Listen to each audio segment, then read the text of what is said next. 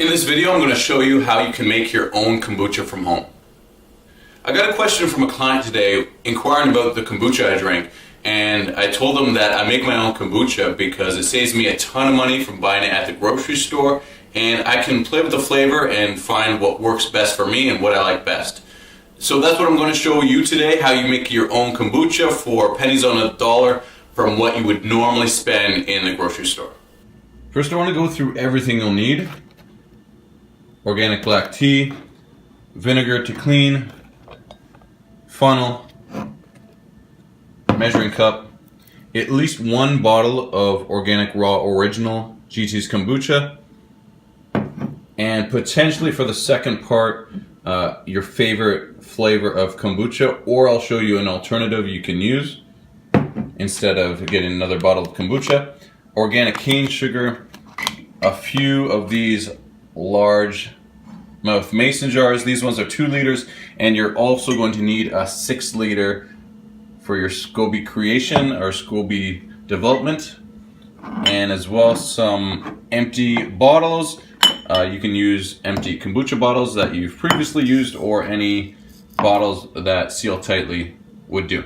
Also, you'll need some cheesecloth and rubber bands, or tea towels, clean tea towels. I use those. Alright, let's get started. Alright, so the first part, you want to make your Scoby. It takes roughly 2 weeks, maybe a little bit more, maybe a little bit less. I use reverse osmosis water with a pH balance. You can use whatever filtered water that works best for you. Alright, so once your water is boiling,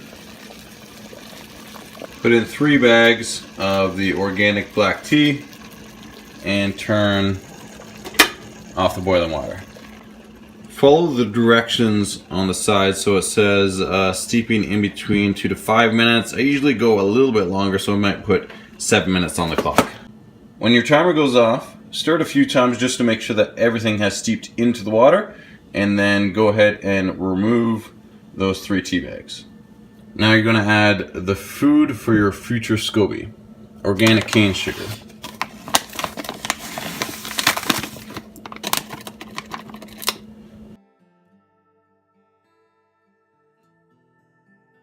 And mix everything in just to make sure it's nicely dissolved.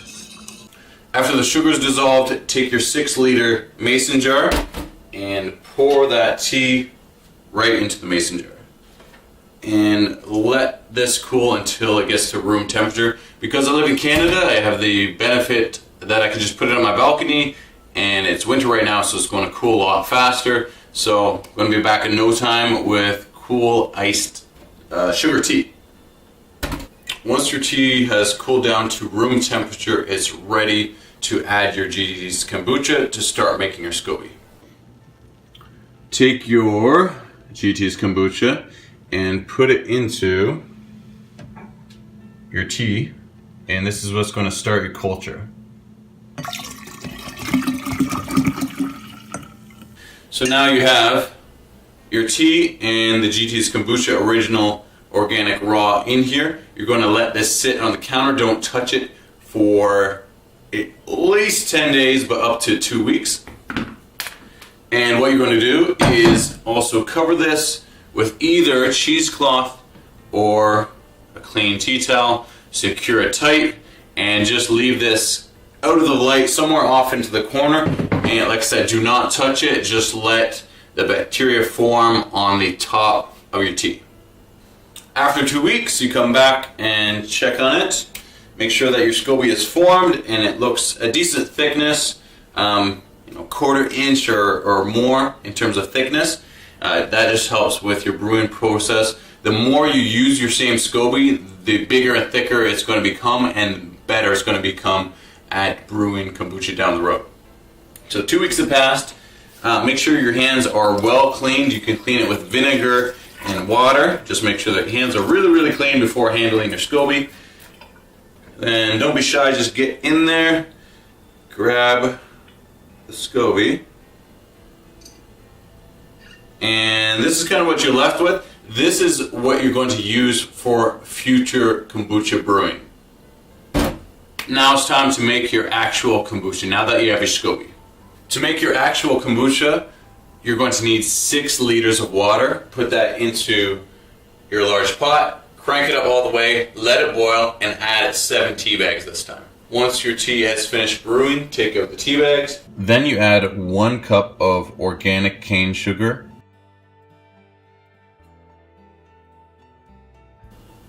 You'll hear different numbers quoted for how much sugar you should add. I always start on the low end in terms of adding sugar and just add the minimal amount, because later on you're going to be adding some fruit juice or another bottle of GT's kombucha or cold pressed juice to the mix, and this is what's going to help increase the sugar content, so you don't need to add a whole lot of the organic cane sugar.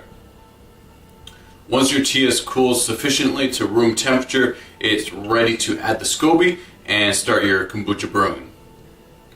So all the tea that you have cooled, you can add it back to your large mason jar.